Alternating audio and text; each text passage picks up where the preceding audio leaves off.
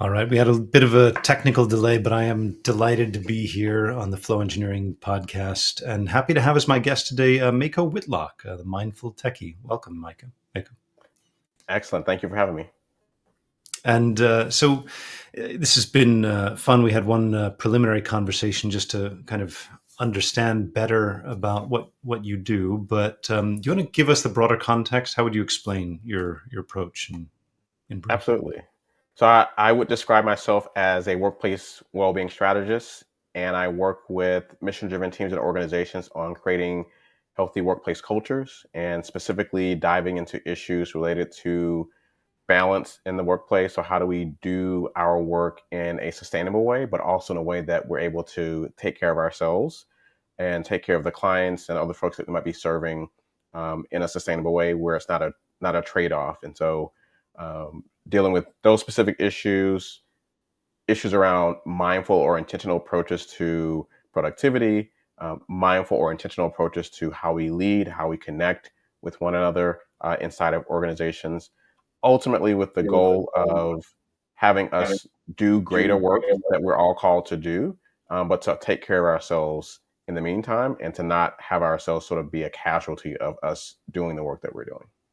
Yeah, that's well said. It's quite a lot we could dig into there. But let me just share a little context on why I thought you'd be a great fit for the podcast. Just the broader context of flow engineering. It's work that Steve Pereira and I had been doing to understand about how to adapt some lean principles around more effective ways of working to the IT world. We're obviously not the only ones doing that investigation, but Steve and I really came to a joint conclusion that there were three psychological factors that were necessary if you wanted to get optimal performance from teams. And the first is a shared sense of value for the work that you're doing and recognizing that people value very, very different things and that there needs to be some relevant angle. Not that everybody's going to value the initiative in exactly the same way, but there needs to be some relevant angle. Some people might be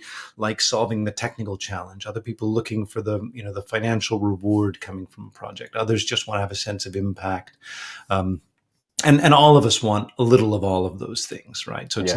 it's not binary or absolute in any sense. But so the first is a shared sense of value. The second is shared sense of clarity, just understanding what's going on. What are we doing? Yes. Where do we fit into the bigger challenge? And then the third, and the title of the podcast, the book, Flow Engineering. The third is a sense of flow, and by that we again we're referring to this sort of it has a dual meaning of both an internal being in a flow state, which is a state where the challenges that you're facing are roughly, giving you a little bit of a stretch for your current skill level. And so you're engaged, you're not bored, you're maximally creatively engaged in your work. That's the internal flow state. The external flow is that teams are actually getting stuff done and they're Yes. they're having throughput of productive, valuable, meaningful work, recognizing that one of the biggest killers of flow is too much work in progress, too many simultaneous projects that are, start and not finish. And it's a killer, especially in large organizations at scale. So Meico, how would you say, what comes to mind thinking about those three main, we call them elements of action? Yeah, I mean, I think it's pretty solid. I think if I'm reflecting back to you, I may describe it in using different language, right? So shared shared mission and vision, right? Shared intention for what it is that we're doing right now in this moment, and then we're talking about um, you know a a rhythm for the inner and the outer work that we do, right? And so I think that's totally aligned with what you're talking about. And when I think about sort of the fundamentals of what it takes to create a sustainable and a healthy workplace culture, those are the elements that are part of that. And the the key that I find that's a challenge for lots of organizations is many folks are able to see and to clearly define what I would call sort of the outer work or that outer flow that you were talking about, right? Not recognizing that there are some other pieces that have to be addressed that may not necessarily be as readily tangible or visible on the surface if you want long-term sustained success. So simply adjusting, an outer workflow might give you short-term success, right? Short-term progress. Mhm. But over the long term, if you're not tending to what you talked about in terms of the inner work or the inner flow, then it makes it challenging to, particularly when you were talking about bringing a team of people together toward a shared mission and intention. It makes that work a bit more challenging to sustain over the long term. What's coming to mind, and hope you'll forgive this very tech-oriented analogy, is if I think about my parents or my dad in particular struggling to use computers, right? Which he's been struggling to use computers for, for a good long while, for 40 years or so, and there's a level of confusion and a level of frustration, right? He just doesn't quite understand how the program's organized, how to get it to do what he wants it to do, and so in response, it creates an emotional reaction of frustration, and Mm, he's not so likely to do this, but it's not uncommon. People would yell at the computer or frustrated. What he would tend to yes. do is just click the wrong place again and again and again, Hmm. and just be doing things that are obviously wrong when viewed from the point of view of someone who knows what the program is supposed to do. Yes. And I'm comparing that to the social domain, right? Like if we think about the moving parts in organizations, a lot of the people that I'm connected to here are with technology organizations. Obviously, Hmm. technology work very, very deep, very sophisticated, lots of moving parts. Yes. That itself is one challenging domain. But you bring in all the humans, right? And the humans, uh, the way they work is not exactly obvious from the outside, right? Just like the way a bit of software works is not Yes. necessarily obvious from the outside. Like your initial impressions about how to get the software to do what you think you want it to do is one thing. And then you just click on it and bang on it and so forth. And the people that you're bringing into the organization also, you don't quite know where they came from, their background, their intentions, their biases, and what they like, what they dislike, and how to get them to go in the direction that you think everybody needs to go in. And so you do the Yeah. equivalent of like clicking on them multiple times, you're clicking in the wrong place. Like, Mako, come on, don't you understand, right? This is like critical revenue generating part of the project. Or don't you understand, this is like such an interesting technical challenge, and not realizing that the people you're talking to are just not, that's not the way to get them engaged, not the way to get them activated. Yes. You're sounds like that's resonating with you. That Yes. And so I would offer that there are some fundamental assumptions that I'm going to make in terms of how I would approach a situation that what you're talking about, where you know you're you're looking at external results and you're wondering why things aren't happening, and you're trying to figure out how do you work with a person or with a team of people to begin to shift the dynamic so that you can see different results. I start with just a basic assumption that we're all basically good, and that we're all, no matter how we're showing up or expressing whatever the external results are looking like, we're all doing the best that we can with what we have right in the moment. Mhm. And that ultimately, in terms of how we show up, how we are perhaps motivated on some fundamental level, we all want to be seen, we all want to be heard, we all want to be validated, we all want to feel like we are contributing to something that is greater than us, even if we aren't consciously articulating that.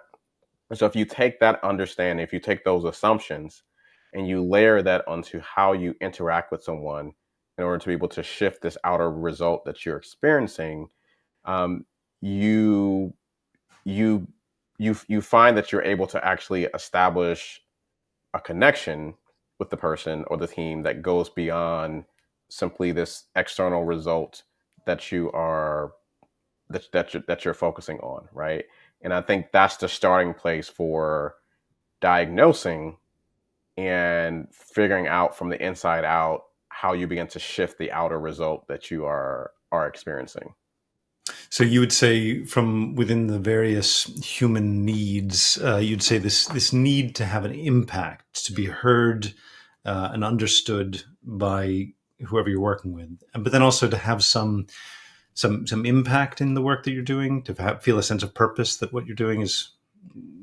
Would you say is that, am I accurately representing that? Yeah, I would, and again, these are fundamental assumptions, and I will own, like, these are fundamental assumptions that I make in terms of how I Yeah. see the world and how I uh, approach the work that I do with teams and organizations, and I've found that that is a solid place to start. And what it Mhm. does is it allows us to have it allows us to create a space where there is safety and where there's trust, Mhm. and we are co-creating together, right? We are exploring together, and we are supporting one another together. And it's not about a top-down approach. It's not about a person providing a rigid directive. It's about really unpacking, uh, again, what that shared mission is, what that shared intention is for that particular moment or that particular project, and then creating a bit of spaciousness to explore how we could get there together, Mhm. right? Um, I've a lot of the sort of the destructive conflict that we see inside of teams and organizations is because that spaciousness that we're talking about to explore and unpack those things doesn't exist. Mhm. And there's a whole host of reasons that that might exist for different organizations. But one of the results of that is that people don't feel seen, they don't feel heard, they don't feel valued, and so they disengage from the larger mission, right? They give you the bare minimum, and their attention is um, divided because they are perhaps giving you just enough, right, to Mhm. get you off their backs, but then they're thinking about how can they get out of the situation and perhaps transition to a different organization, move to a different department, and so on. Mhm. So it's this this this this idea of sort of seeing someone, hearing them, making space for the shared mission and intention that we've talked about. It is, from my perspective, again, critical for getting beyond what I would maybe describe as sort of the superficial external results to sort of long term, sustain, bigger impact, depending on what it is that you're trying to achieve with your organization. And so there's a it's an interesting paradox almost that because you mentioned the there often is some higher level strategic imperative, some bigger need that the team is challenged to take on, but that we're not always giving the creative space for people to engage in that and co-create a solution, as you said, Hmm. to think about that, to be part of designing what it is that we think would be needed. Um, and obviously the idea with a some higher level strategic objective is somebody is feeling like there's an opportunity to have impact and meaning, Yeah. and for whoever designated that as the goal, for them that was a sense of impact and meaning, like we could do this, we could grow the company, we could enter this new market, we could launch a new product, we could make work more effective for everybody. Someone had a goal, but that doesn't automatically become everybody's passion project. But at the same time, everyone, as you said, wishes to have an impact, it's a reasonable assumption. I'm happy to share your assumption, your Yeah. fundamental assumption that people are basically good and want to do a good job and want to have some sense of meaning and impact and want to have a good connection with their coworkers. And so it's like there is an opportunity or an invitation. Well, they're waiting to be invited to co-create something impactful, and that when you have some strategic imperative, then creating the space to involve others in that co-creation process actually lights them up, activates them, engages them, in a way that you otherwise might not get. You'd get a false engagement, right? A short. Yes. And I think when it comes to the paradox that you're talking about, one of the things that I often remind folks of is that you don't have to be 100% aligned with whatever that larger, uh, I should say, you don't have to be lit up from the inside out necessarily 100%, Yeah, 100% of the time for yeah, whatever that larger imperative or that mission or that intention is, right? And one of the examples that I often share is that my mom, she worked in retail most of her professional career. She's retired now. But if I talk to her and ask her, was like, is that a path that you would have chosen? That's not necessarily a path that she would have chosen, right? mm, But it was the path that was available for her, yeah, and it was sort of good enough for the moment, right? And mhm, she made a conscious decision, okay, if this is the path I'm going to take, yeah, then I'm going to give my best to this particular situation. I'm going to give my best to this particular organization. And so part of how we, in my view, find meaning is not necessarily always tied to the ultimate mission or the outcome of mhm, the organization or team that we're serving, but mhm, it's about what you choose to give to that, right? We give meaning to our work, we give meaning to our life, we give meaning to our relationships by virtue of what we give to them and how we show up for those things. And so perhaps the the product that your company is working on, maybe you have a team member or engineer that's not, particularly excited about whatever the app is that you're building, but they are excited about the idea of being able to help somebody solve a problem, right? They're excited about the idea of writing code, right? They're excited about the idea of being a part of a team where they can help support colleagues who are excited about moving that mission forward.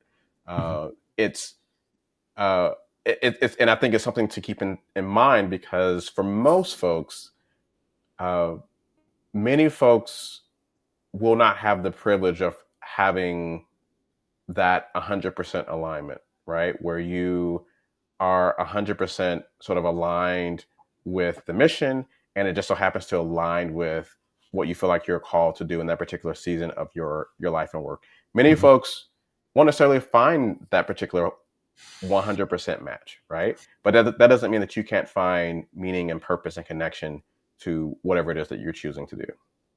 Yeah.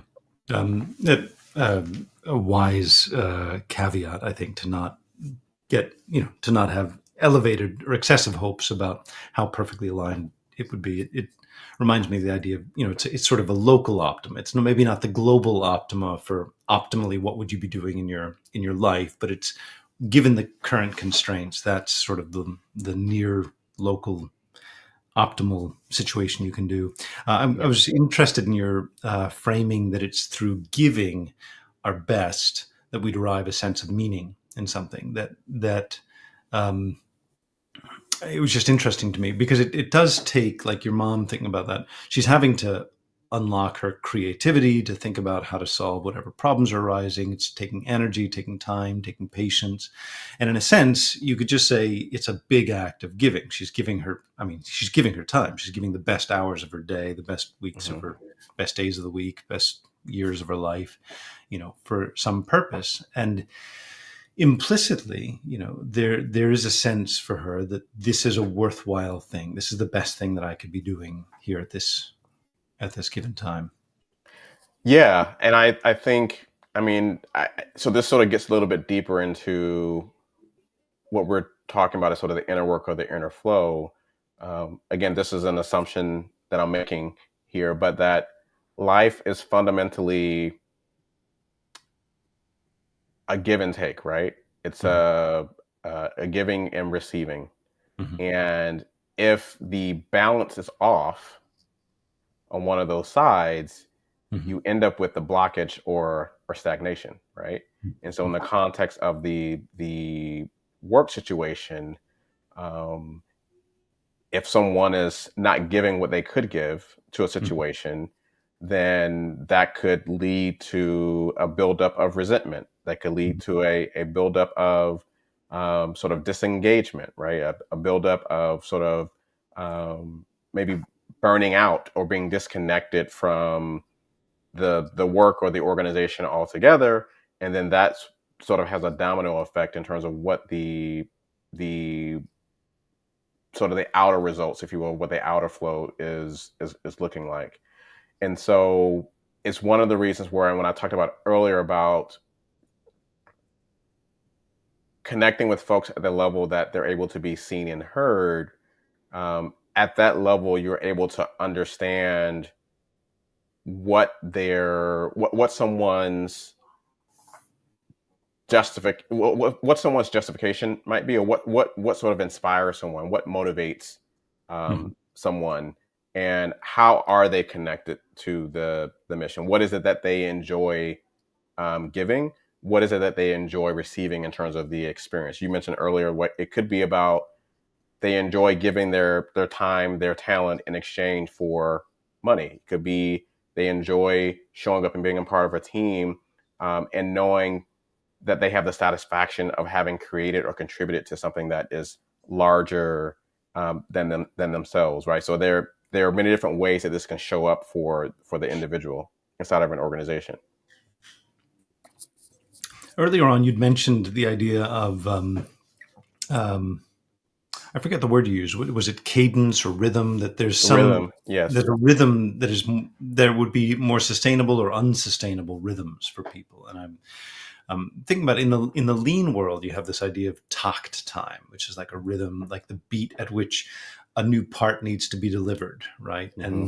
And you organize things around, and that's from the manufacturing world. In the product development world, sometimes you'll have a takt time, which is like your release cycle. So we do a Okay. quarterly major release, something like that. Yes. And so there are, and in most companies, they've got quarterly board reports and so forth. So there are these certain rhythms already to companies, and there's a human rhythm, the weekends and the days and night cycle and so forth. But what kind of things come to mind when you're thinking about the rhythms that are required to help make work sustainable and Yeah. joyful and enjoyable? So the what you described are some really good examples of sort of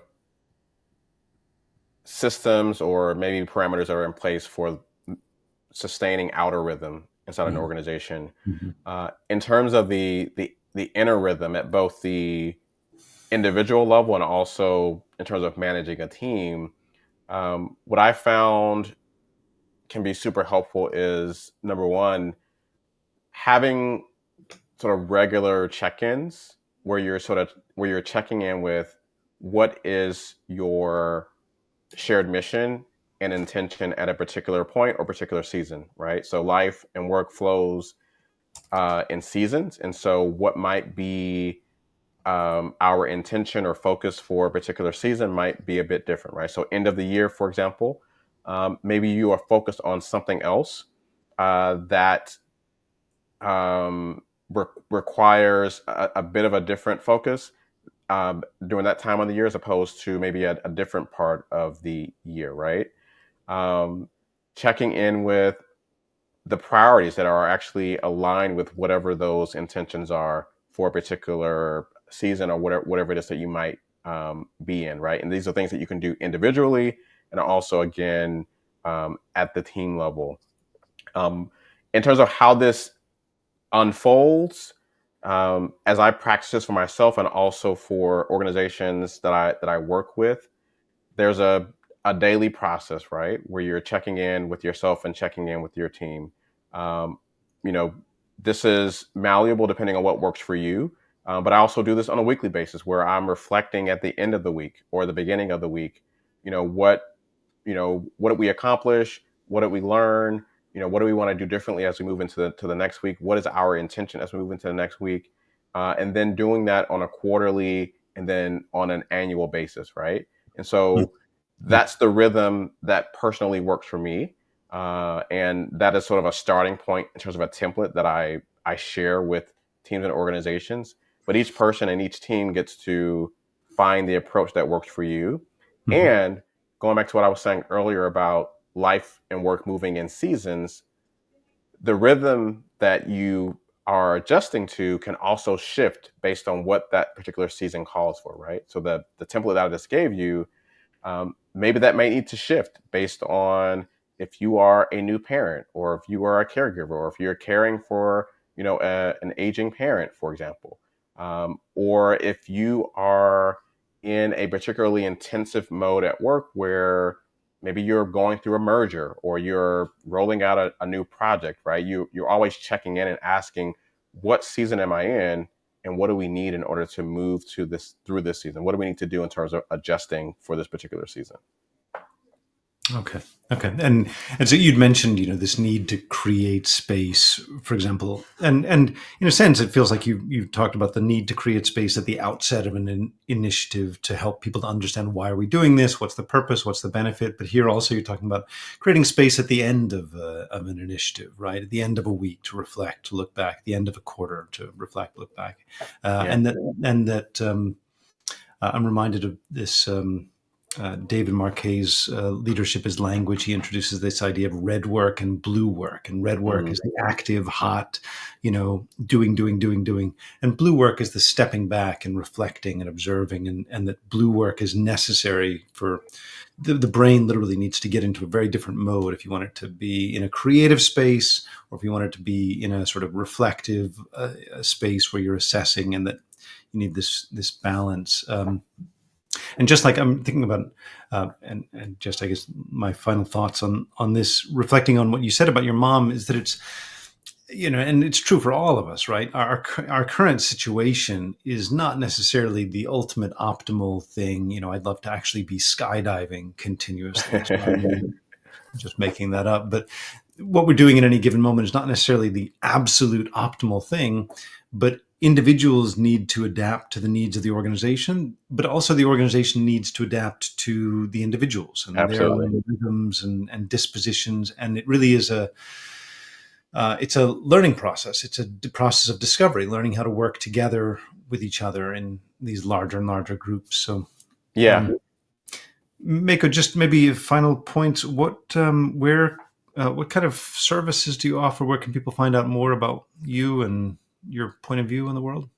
Absolutely. So folks can go to mindfultechie.com. So that's mindfultechie.com. And they can learn more about my work that I do in terms of learning and development for teams and organizations, and also consulting, where I'm working with you to assess what is the state of well-being inside your organization. Can we work together to put together a strategic action plan to support you in making adjustments based on what your needs are?